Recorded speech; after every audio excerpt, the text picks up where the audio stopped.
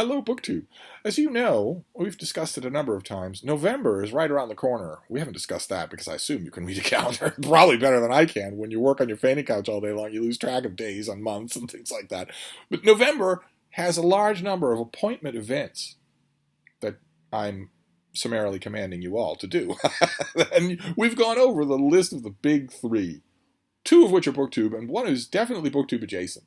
The BookTube adjacent one is NaNoWriMo, National Novel Writing Month, where in the month of November we write 1,667 words a day in order to get to 50,000 words of the first draft of a novel. That's a major time commitment. It is a huge amount of fun, and you can do it. And when you're done, you will have a 50,000 word draft of a novel. If you've never done that before, if you've never experienced having a stack of pages and saying, I did that, I wrote that, you just don't know the unbelievable radioactive high of having that experience. It's why people go back when so much of the experience itself is miserable. They go back because of that ultimate personal validation. That starts tomorrow. Actually, it starts at 1 minute past midnight tonight. Is your NaNoWriMo project ready? Are you ready to start? Keep in mind, you don't have to be all that ready. You just have to make your word count. That's all you have to do, but you don't have to be that ready. For instance, if you're not a big planner, you're not a big plotter, maybe you haven't had the time, maybe you've been distracted and you're thinking, well, I'm not ready to start. Do you know how your book starts? Just how it starts. Who's the first scene? What happens in the first scene? You're certainly ready to do that. You can do that tonight at 1 minute past the stroke of midnight. NaNoWriMo is one of those big three events, and it's BookTube adjacent. There'll be a ton of AuthorTube videos about it. I'd like to make a ton of AuthorTube videos myself. I'm raring to go. Now, today will be the acid test of my NaNoWriMo project because 3 times in the past I've been raring to go on the last day of October and then changed my mind about my project at the end of that day and redid everything. I still did NaNoWriMo, but I didn't do the thing I was planning on doing. But do you want to come up here, baby? Come on, there we go. Do you want to go up on your couch? No, you don't. You want to sit next to me. All right. But NaNoWriMo is only one of those 3 events. The two of the big 3 events that I'm thinking about in November, I'm sure there are lots of others. I hear there's a holiday. 2 of the other ones are BookTube events. And they're at opposite ends of the spectrum of venerability. One is Nonfiction November, a huge BookTube event. BookTube is virtually unthinkable without it, where for the whole month of November, you are encouraged to read more nonfiction. Some if you read none, more if you read some. It's the brainchild of Olive, at a book Olive, as you all know. Hilariously, I heard just last week, somebody wrote to me about Nonfiction November and said, I hear that Olive is the host this year. Yes, that is true. And that's going to be lots and lots of fun, and that is a big deal. That is a long-standing event. Lots and lots of people wait for it every year. Olive has given it a greater footprint than it's ever had before. All sorts of social media. You should just go to her channel for her introduction video because there's a ton of bells and whistles to nonfiction. It's all a huge amount of work, and it's so much fun that we all owe her a debt of gratitude. And then on the other end of the venerability spectrum is a BookTube event that is brand new for this year, so it doesn't have that long history. It is still aimed at a niche, and that is nonfiction or New Worlds November, an event I have the honor to be one of the founding co-hosts of. It's made by the Bookish Bryants, and we have a whole bunch, a gallery of great co-hosts involved. As I put it, I think I Voxered one of you and said that if you add all the co-hosts of New Worlds November together, you get something like 250 years of combined science fiction reading experience. And the Weisenheimer that I sent that to wrote back and said, you mean 250 years each for you, Mark and Sean? Sexy 28-year-old. Okay. But we're celebrating science fiction in November. And the way we're doing it in 2021, this way could easily change from year to year, but the way we're doing it in 2021 is science fiction short stories. I could easily picture, science fiction epic novels, science fiction canon, science fiction series. I could picture easily some of those being other New Worlds Novembers, but for this year, it's science fiction short stories. And that's great because although we are familiar with top 10 lists of great science fiction novels. And although the very progenitors of the genre, Jules Verne, H.G. Wells, wrote novels that are still immortal today, science fiction, I would argue, largely has its genesis in the short story. In pulps and science fiction magazines that have proliferated over the decades. I believe that most people who of a certain age who were bit really strong by the science fiction bug were bit by science fiction short stories rather than novels. Certainly that was true for me. So I love the concentration on short stories. Absolutely love it. But it did raise questions. Months ago when we were all plotting and planning this, it raised questions of, well, okay, every host is, of course, going to do their own thing. They're going to take their own tack with science fiction. What should be mine? There have been millions of science fiction short stories over the years, millions of them. So how on earth do you winnow that out? Well, we set up a few prompts just to help with that, recognizing that it's an incredible ocean of stuff. So we recognize some very settled archetypes in science fiction: AI or robotics, a dystopian future, aliens, and time travel. Where there are a great many, there's a huge amount of science fiction set up that way, so that if you wanted, for instance, to just make time travel your reading in November, well, then you can.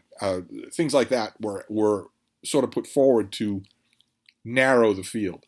And I was thinking about that. I was thinking, maybe 1 week just a breakdown of that particular theme, then another week a breakdown of the next particular theme, and maybe I'll do that. I plan on making a lot of New Worlds November videos. But the one idea that I came up with right away in the summer is one that I would like to do. I would like to walk you through some of those square-bound periodicals that still publish science fiction short stories every month. In the United States, there are 3 big ones. The Magazine of Fantasy and Science Fiction, Analog, and Asimov's. And what I want to do for my version of a New Worlds November TBR is to go through some of those stories with you. Talking about the stories, but also talking about what they mean, what they're doing, maybe how they relate to the prompts that we have, but also what other things they're doing. Just a general natter about those stories, both individually and set in a larger context of what they do or what they're trying to do. So I've got this. This is 2021 for Analog, Asimov, and the Magazine of Fantasy and Science Fiction. This is, plus the latest issues, which are out right now. The latest issues are not in this pile. But this is 2021. So we're going to be bouncing all around in these issues, just seeing what we make of them, talking about the individual stories. I will summarize them for you. You don't need to go and find these back issues. And talking also about some of the things that story does in connection with some other science fiction short stories. So it's nice and vague. It's nice and general.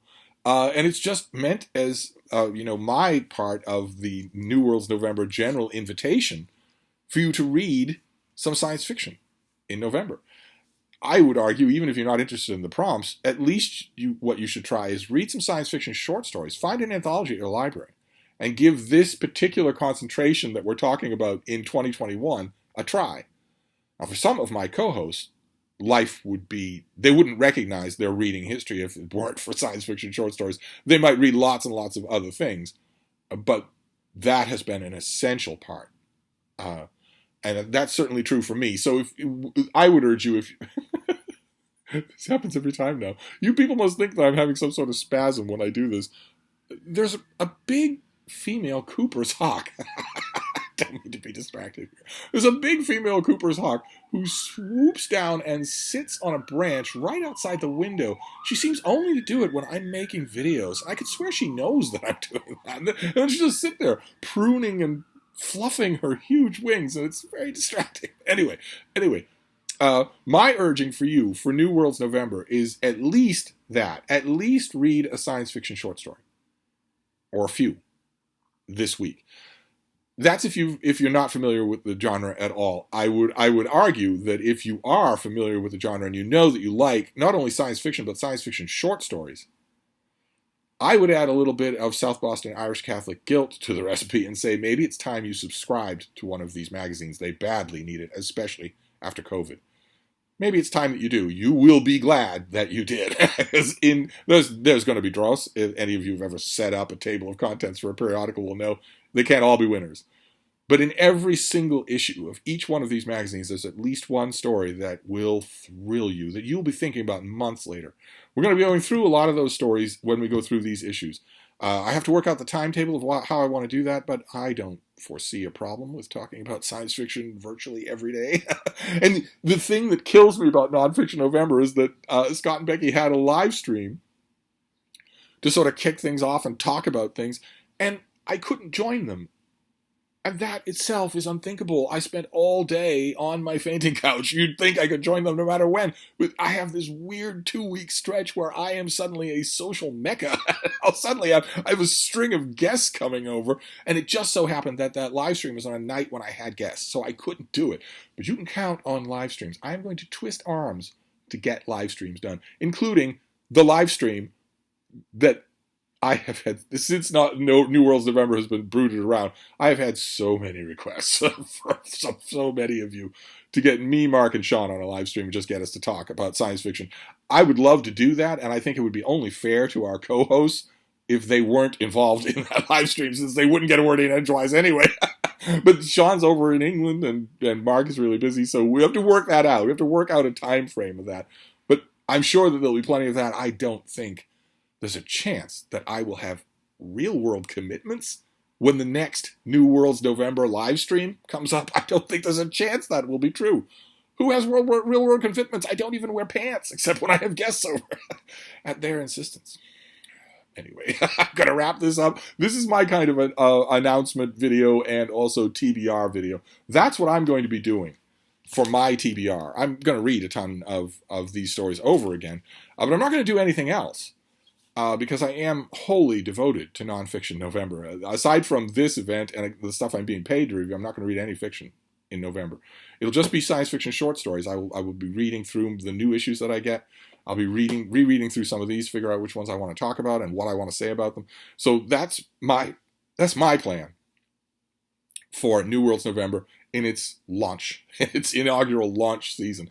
So I hope you'll join us. It's a lot of fun to read science fiction short stories. If you've never done it, oh my, you have so much enjoyment in store for you. So I'm going to wrap this up for now, but I'll be back. Thank you, BookTube.